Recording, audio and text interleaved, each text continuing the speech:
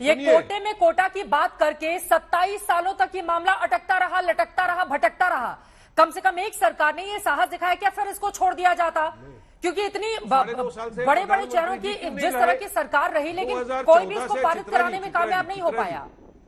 चित्रा जी, वो अभी होगा और वही करेंगे प्रधानमंत्री हमारे नरेंद्र मोदी जी ही करेंगे। नहीं सोचा, उनको भी 2014 में क्यों नहीं सोचा, 19 में क्यों नहीं सोचा, स्पेशल सेशन बुलाकर इस तरह का बिल लाना, ये कहाँ का है? क्योंकि उनको पता है नैया डूब गई है, अब डूबती हुई नैया को बचाना तो नया सोचा लाओ, नया जुमला लाओ। कि ओबीसी क्यों नहीं है? अरे यार भाई साहब, चित्रा अरे पहले आपने कब बोला था?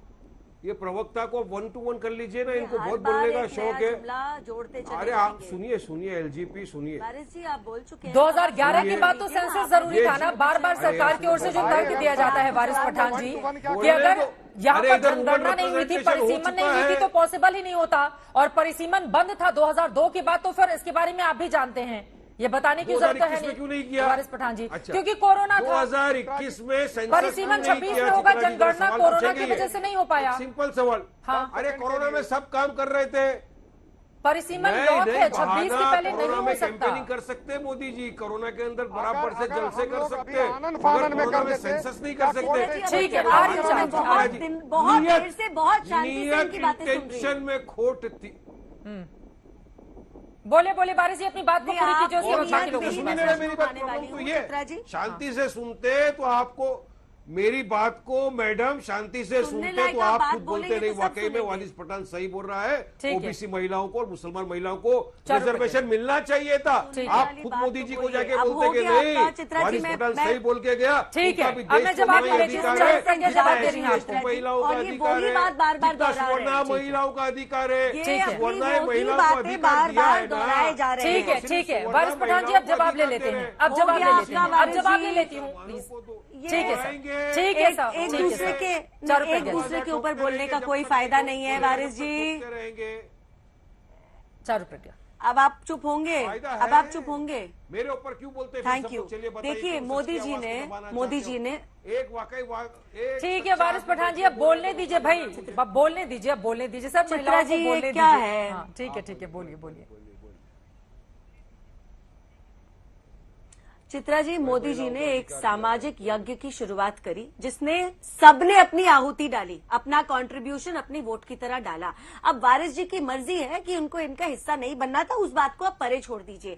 आज जो महिलाओं की 3 दशक से चलती हुई लड़ाई का अंत आने का समय आ गया है, आज जब वो दिन आ गया है कि इस आरक्षण को सच में हम पूरा होते हुए देखेंगे, तो यहाँ पर एक ये नया जुमला ले आते हैं, ये कहते हैं ओबीसी। एक मुझे एक बात बताइए, पिछली बार भी जब ये बिल टेबल हुआ था इसमें ओबीसी की कोई बात नहीं थी। आज कोई कॉन्स्टिट्यूशनल प्रोविजन नहीं है इस देश में जहाँ ओबीसी का रेजर्वेशन हो किसी भी चुनाव के लिए, लेकिन वो एक अलग फ्रंट है, वो एक दूसरी जंग है। चित्रा जी, मैं उनको बोलने दीजिए, दोनों लोग बोलेंगे समझ में नहीं आएगा, दोनों लोग बोलेंगे समझ में नहीं आएगा। वारिस पठान जी प्लीज। 1 मिनट, बहुत हो गया आपका वारिस जी, बहुत हो गया आपका। आपको आराम से सुनना नहीं आता है क्या? पहली बात तो क्या मेरी सरकार ने बोला है अगले साल हो रहा है? अमित शाह जी ने पार्लियामेंट में साफ शब्दों में बोला, अगर आज आप इस बिल का समर्थन करते हैं सब प्लीज आराम से, एक सेकंड, दोनों लोगों की आवाज को डाउन किया जाए, दोनों लोगों की आवाज को। दोनों ही मेहमानों से यहाँ पर गुजारिश करूंगी कि प्लीज थोड़ा सा शब्दों की मर्यादा में बंधे रहें। देश नहीं दुनिया भर में इस डिबेट शो को देखा जाता है, तो थोड़ा सा एक अच्छे डिबेटर के तौर पर हम अपना परिचय कराएं। इस तरह से लड़ाई झगड़े के लिए जगह नहीं है यहाँ पर। चारू जी अपनी बात को आगे बढ़ाइए, फिर बाकी मेहमानों के पास आऊंगी। अब चारू तो अब लेकिन एक और सवाल, पहली बात तो वारिस जी को मैं पहले अपनी बात पूरी कर लेती हूँ, आप फिर मुझसे प्रश्न पूछ लीजिएगा। वारिस जी को और उनके सारे साथियों को मैं आईना दिखाना चाह रही हूँ। पहली बात तो मेरी सरकार ने ये नहीं कहा कि अगले साल सही होगा, तो ये कोई जो भी ये झुनझुना खिलौना वाली बात करने वाली बचपने वाली बातें कर रहे हैं ये पैनलिस्ट, उनको मैं बता दूं, जब सरकार ने खुद कहा है कि इसको हम सच होते हुए देखेंगे, इसी सदन में 33% महिला सांसद होंगी 29 में, तो भाई आपने सुना क्यों नहीं? जब सदन में बातें चलती हैं आप सुनते हैं नहीं सुनते? दूसरी बात यह है, जब मोदी जी किसी बात की गारंटी लेते हैं उसको सच कर कर दिखाते हैं। आप लोग कहते थे ना धारा 370 नहीं हट सकती, हट गई ना, मान लिया ना आपने। आप लोगों को लगता था कि ट्रिपल तलाक खत्म नहीं हो सकता, खत्म हुआ ना। महिला आरक्षण पर रहते हैं, महिला आरक्षण पर चारू प्रज्ञा मेरा सवाल सुन लीजिए, चारू प्रज्ञा मेरा सवाल सुन लीजिए। देखिए 2010 में ये राज्यसभा से पास होता है, उसके बाद अटक जाता है।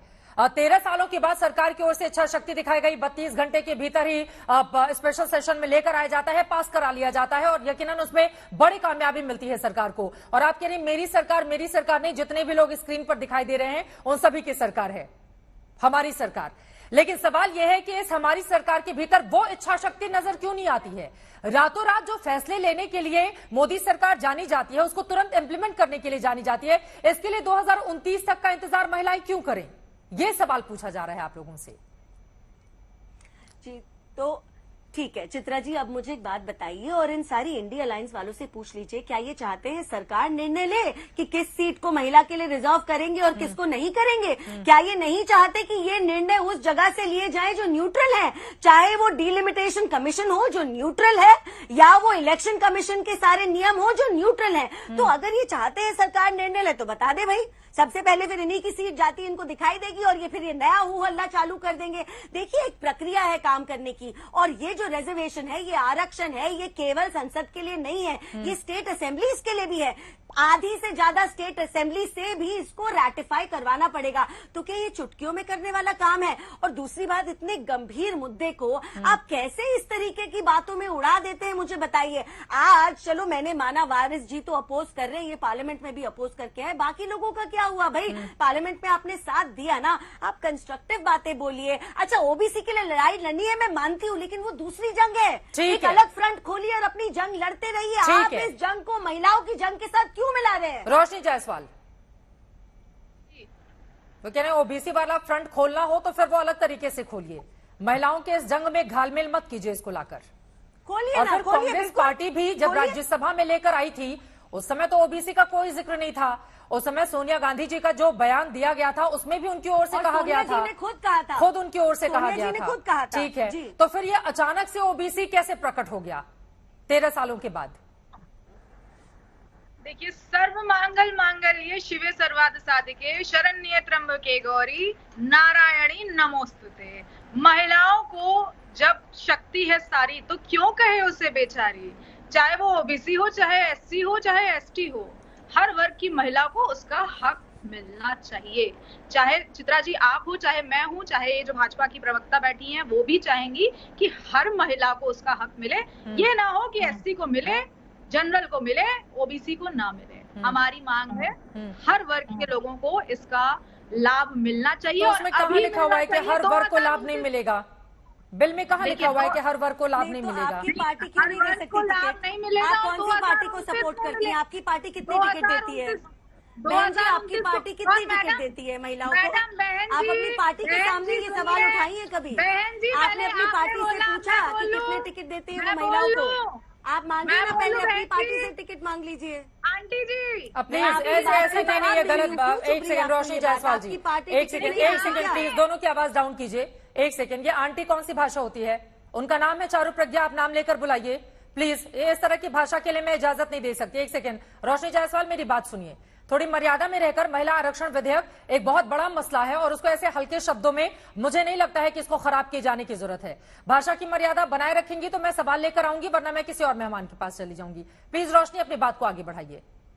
बहन जी कर रही थी तब मैंने उनको बोला, जब वो बोल रही थी तो मैंने चुपचाप सुना। इन्होंने बोला कि मोदी जी जो कहते हैं वो करके दिखाते हैं। मोदी जी की ऐसी पता नहीं कितनी बात है। तो बहन जी अपमान कैसे है भाई? प्लीज प्लीज नहीं बहन जी, आपको कहाँ से अपमान लगता है? जब हम भाई साहब कहते हैं बहन जी नहीं कहेंगे क्या? नहीं, दोनों लोगों की आवाज डाउन कीजिए। सुजाता पांडे जी आपके पास आते हुए। सुजाता पांडे जी, बार बार मंशा पे सवाल पूछा जा रहा है कि सरकार की क्या है मंशा 2029?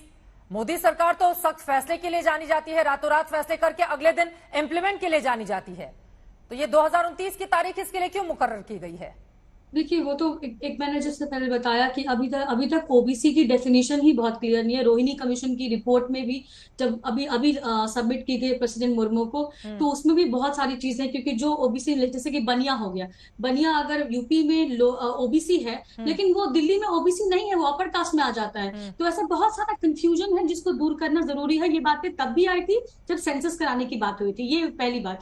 दूसरी बात जो हम बात करें कि मोदी सरकार की मंशा क्या है, देखिए मंशा तो आपको एक बात से एक राजनीतिक पार्टियां हैं तो देखेंगे कि वोट बैंक कौन कौन सा वोट बैंक है जो उनको सत्ता में ला सकता है। अब इसमें से कोई इनकार नहीं कर सकता कि 72 करोड़ की जो वोटर लिस्ट है उसमें 34 करोड़ महिलाएं हैं। उसमें से एक बड़ा वर्ग जो आई थिंक 36% 2019 में महिलाओं ने मोदी सरकार को वोट किया था।